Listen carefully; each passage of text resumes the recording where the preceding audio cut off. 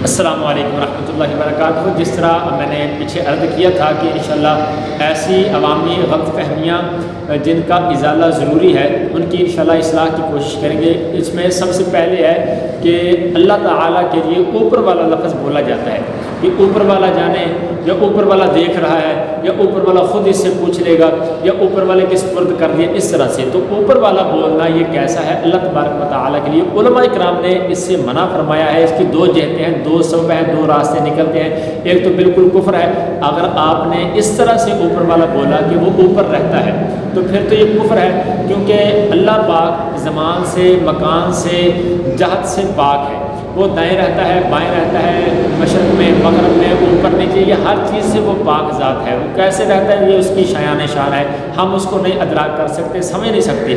وہ جیسے بیٹھا ہے، کھڑا ہے، جہاں رہتا ہے وہ خود وہ جانتا ہے۔ ہم مقرر نہیں کر سکتے کہ وہ مشرق میں رہتا ہے یا مغرب میں یا آسمان میں یا زمین میں، وہ کہاں رہتا ہے وہ وہی جانتا ہے، اور اس کو ہم مقرر نہیں کر سکتے۔ اس لیے اگر کسی نے اس طرح سے بولا کہ چونکہ وہ اوپر رہتا ہے اس لیے اوپر والا بولا، تو یہ تو صریح کفر ہے، اس سے توبہ لازمی ہے۔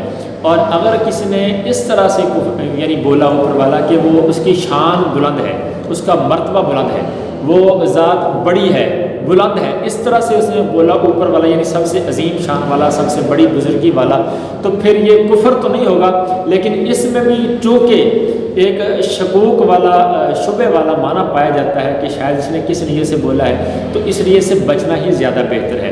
تو آپ ڈائریکٹ نام لیں، بعض کا مالک جانے جی مالک کرے گا جو کرے گا، تو یہ آپ ڈائریکٹ نام لیں، یہ زیادہ بہتر ہے، اور نام لینے میں ثواب بھی ملے گا۔ یہ کہ عبادت ہے، قل هو اللہ احد اللہ الصمد، تو اللہ پاک کا ڈائریکٹ نام لیں۔ آپ اس طرح سے کہہ لیں کہ اللہ پاک جاننے والا ہے، اللہ پاک بہتر کرے گا، اللہ پاک سنتا ہے، اللہ پاک دیکھتا ہے، اللہ تعالیٰ کرم کرے گا، اللہ کریم بخشش فرمائے، یعنی اس طرح کہ آپ اللہ پاک کا نام لیں، اللہ تعالیٰ کہہ لیں، اللہ کریم کہہ لیں، اللہ سبحانہ و تعالیٰ کہہ لیں، یعنی اللہ پاک کا ڈائریکٹ اللہ کتنا خوبصورت نام ہے، یہ نام آپ لیں تو زیادہ بہتر ہے۔ صفاتی نام جو مشہور ہے وہ لیں، لیکن یہ اوپر والے کے بارے میں جو علماء کرام نے فرمایا وہ منع فرمایا کہ اوپر والا نام بولا جائے، تو یہ زیادہ بہتر ہے۔ اگر جہت مقرر کی تو کافر ہو جائیں گے، اور اگر جہت مقرر نہ کی، شان بلند ہے اس لیے اوپر والا بولا، تو پھر بھی اس میں شک و شبہ ہے، لیکن کفر سے بچ جائیں گے۔ لہٰذا اوپر والا نام بولنے میں ہی زیادہ احتیاط ہے۔ جزاک اللہ، السلام علیکم ورحمۃ اللہ۔